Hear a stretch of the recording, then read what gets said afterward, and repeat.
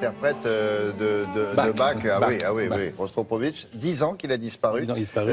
Et à cette occasion, il y a un coffret magnifique qui vient d'être publié, qui retrace toute sa carrière. Ça, c'est pas banal. Hein. Alors, en fait, il aurait 90 ans, puisqu'il était né en 1927, à Bakou. Hein. Alors, un coffret magnifique, universal. Il y a 40 CD gigantesques, un livre et des CD. Plus Deutsche Grammophon, sur aussi un autre coffret de 37 CD. Enfin, c'est la pléthore, c'est l'anniversaire, on célèbre Rostropovitch, le plus grand violoncelliste du monde, vous l'avez dit. Parce qu'en fait, il a compris, ce garçon, il a compris qu'il y avait un répertoire magnifique pour le violon dans la musique classique. Il a compris qu'il n'y avait pas de répertoire magnifique pour le violoncelle. Et il a voulu constituer un répertoire pour le violoncelle.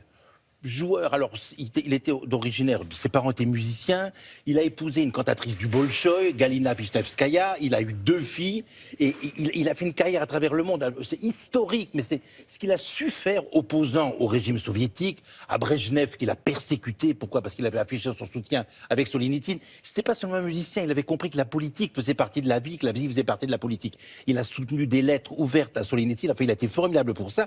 Et ce qu'il a fait en 1974, il a quitté l'Union soviétique, on l'a expulsé, puis il a quitté. Et alors, c'est un détail, vous savez à quel point, moi j'aime les animaux, je résiste pas au plaisir de vous le dire, il a débarqué, non mais attends, il a débarqué, il voulait s'exiler au Royaume-Uni. Au Royaume-Uni, il est arrivé avec son chien. Il avait adopté un bâtard, un chien. Là, il y a quarantaine, on lui a dit, monsieur Rostropovitch, quel que soit votre talent immense, on garde votre chien pendant 40 jours en quarantaine.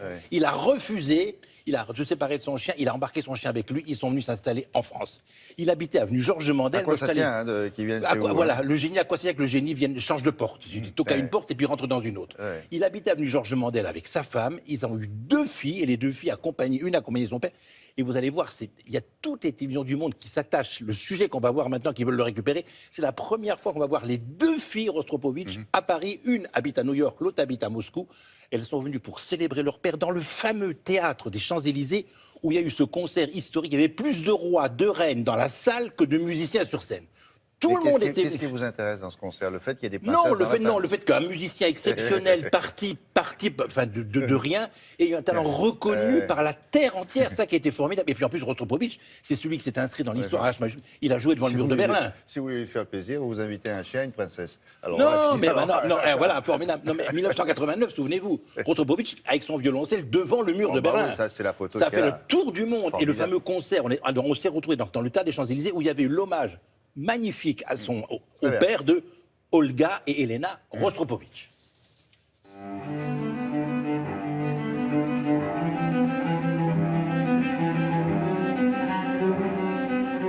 Mon père, c'était une personne extraordinaire. C'était vraiment quelqu'un de très généreux, très gentil, très humble, qui est assez rare pour quelqu'un qui était quand même ce qui était dans les musiques classiques. C'était vraiment quelqu'un qui avait beaucoup d'humour en plus et quelqu'un qui aidait toujours beaucoup de monde.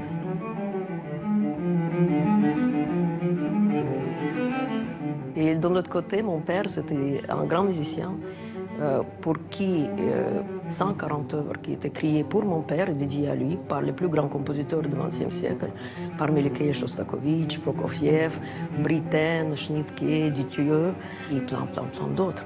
Donc il a enrichi vraiment le répertoire de violoncelle de 140 œuvres.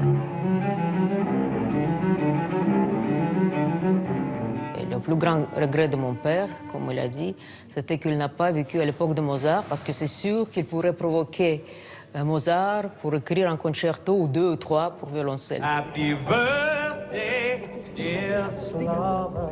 Des larmes de joie, le bonheur pour Slava Rostropovitch, le violoncelliste fêtait ses 70 ans hier soir. Un concert anniversaire surprise organisé par ses amis, même Elton John, ils étaient tous là. Ce moment-là qu'on a partagé il y a 10 ans, c'était vraiment inoubliable parce qu'il avait les rois et la reine de musique. C'est un rock, c'est une discipline, une précision. C'est les Yehudi Menuhin, Josava, il y avait beaucoup de musiciens extraordinaires. Il avait la reine d'Espagne, le roi, le prince Rainier, prince Charles. Donc il avait vraiment une audience assez extraordinaire.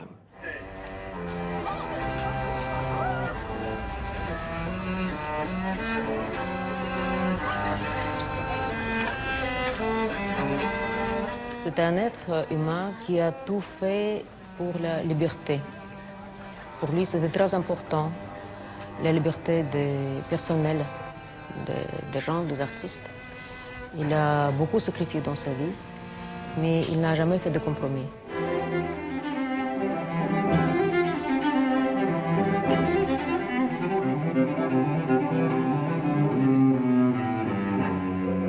Il a dit de lui-même que je suis un soldat de musique. Ce n'était pas seulement les mots, il a vécu sa vie comme ça.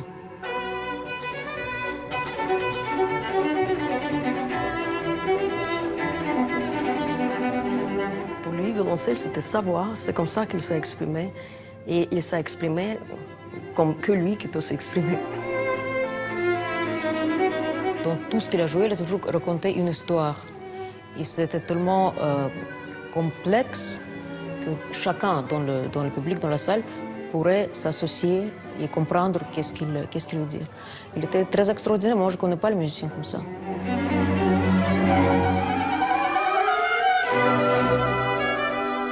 Il a donné tout quand il a joué. Il avait une certaine énergie, il avait un certain magnétisme. Je ne sais pas comment on peut même expliquer, parce que c'est difficile de vraiment aujourd'hui même entendre quelqu'un qui donne autant quand il joue un instrument.